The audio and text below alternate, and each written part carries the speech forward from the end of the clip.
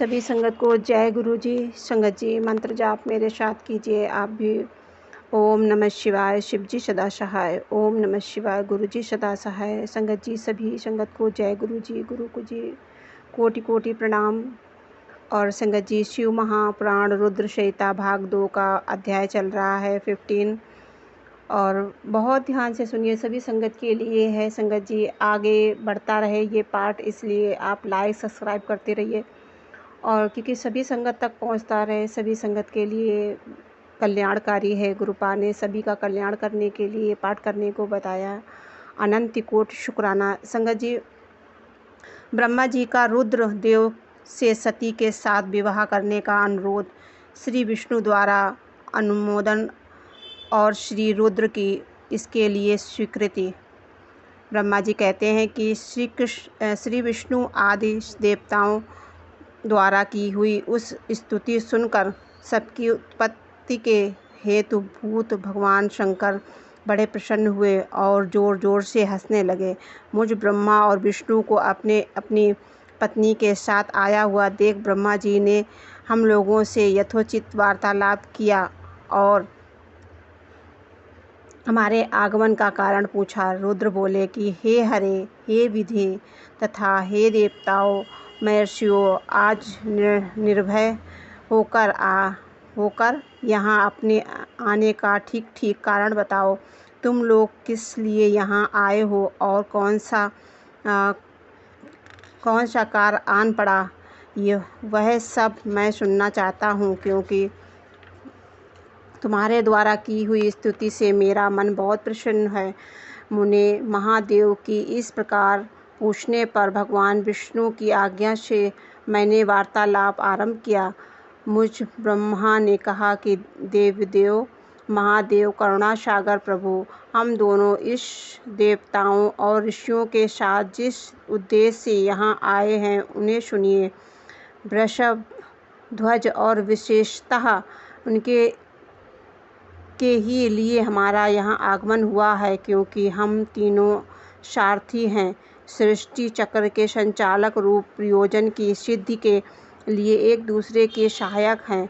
सारथी को सदा परस्पर यथा योग सहयोग करना चाहिए, अन्यथा यह जगत टिक नहीं सकता है। महेश्वर, कुछ ऐसे असुर उत्पन्न होंगे जो मेरे साथ से मारे जाएंगे, कुछ भगवान विष्णु के और कुछ अपने हाथों से नष्ट होंगे।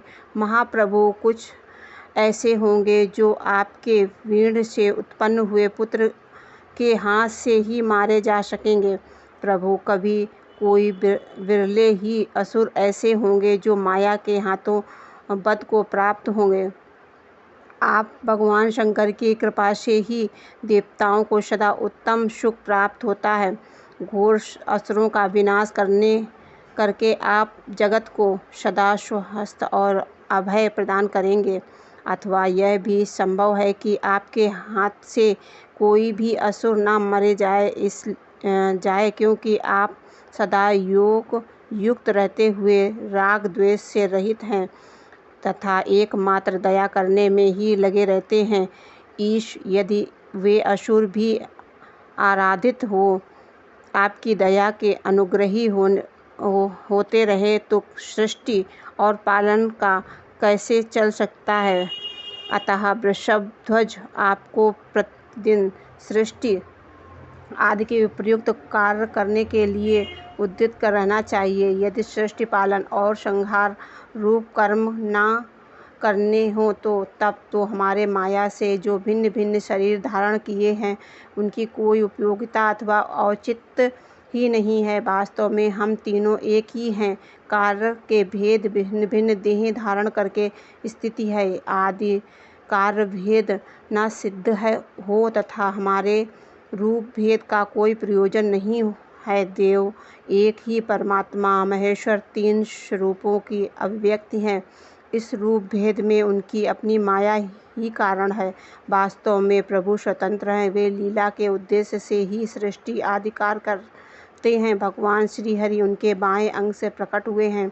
मैं ब्रह्मा उनके दाएं अंग से प्रकट हुआ हूँ और आप रुद्रदेव, आप सदाशिव के हृदय से आविर्भूत हुए हैं। अतः आप ही शिव के पूर्ण रूप हैं। प्रभु, इस प्रकार की अभिन्न होते हुए भी हम 3 रूपों में प्रकट हैं।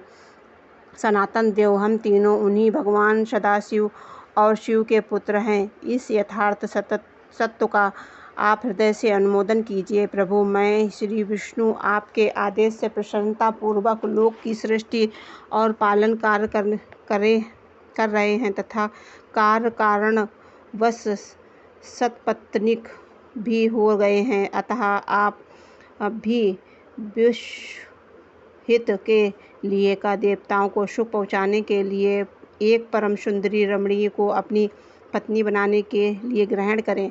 परमेश्वर, एक बात और है, उसे सुनिए। मुझे पालने के वृत्तांत का स्मरण हो आया है। पूर्व काल में अपने ही शिव रूप से जो बात हमारे सामने कही थी वही एक समय सुन रहा हूँ।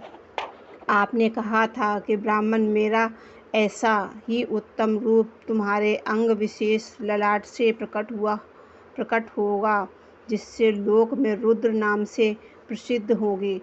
तुम ब्रह्म सृष्टिकर्ता हो गए, श्री हरि जगत का पालन करने वाले हुए और मैं सगुण रुद्र रूप होकर संहार करने वाला हो जाऊंगा। एक स्त्री के साथ विवाह करके लोक के उत्तम कार्य की सिद्ध करूंगा। अपनी कही हुई इस बात को याद करके आप अपनी ही पूर्ण प्रतिज्ञा को पूर्ण कीजिए। स्वामिन, आपका यह आदेश है कि मैं सृष्टि करूं, श्री हरि पालन करें और आप स्वयं संहार के हेतु बनकर प्रकट हो। सो आप साक्षात शिव ही संहार करता हैं रूप में प्रकट हुए हैं। आपके बिना हम दोनों अपना अपना कार्य करने में समर्थ नहीं हैं। अतः आप एक ऐसी कामनी को स्वीकार करें जो लोकहित के कार्य में तत्पर रहे। शंभो, जैसे लक्ष्मी भगवान विष्णु की और सावित्री मेरी सहधर्मिणी है, उसी प्रकार आप इस समय अपनी जीवन संचरी प्राण वल्लभा को ग्रहण करें। मेरी यह बात सुनकर लोकेश्वर महादेव के मुख पर मुस्कुराहट दौड़ गई।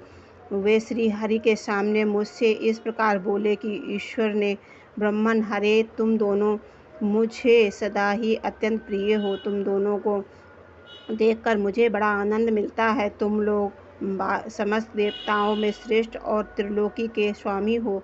लोकहित के कार्य में मन लगाए रहने वाले तुम दोनों का वचन मेरी दृष्टि से अत्यंत गौरवपूर्ण है। किंतु सुरश्रेष्ठ गण, मेरे लिए विवाह करना उचित नहीं होगा, क्योंकि मैं तपस्या में संलग्न रहकर सदा संसार में विरक्त ही रहता हूँ और योगी के रूप में मेरी प्रसिद्धि है, जो निवृत्ति सुंदर मार्ग पर स्थित है।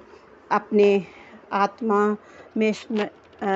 आत्मा में ही रमण करता हूँ, आनंद मनाता हूँ, निरंतर माया से निर्लिप्त है, जिनका शरीर अवधूत है, जो ज्ञानी, आत्मदर्शी और कामना से शून्य है, जिनके मन में कोई विकार नहीं है,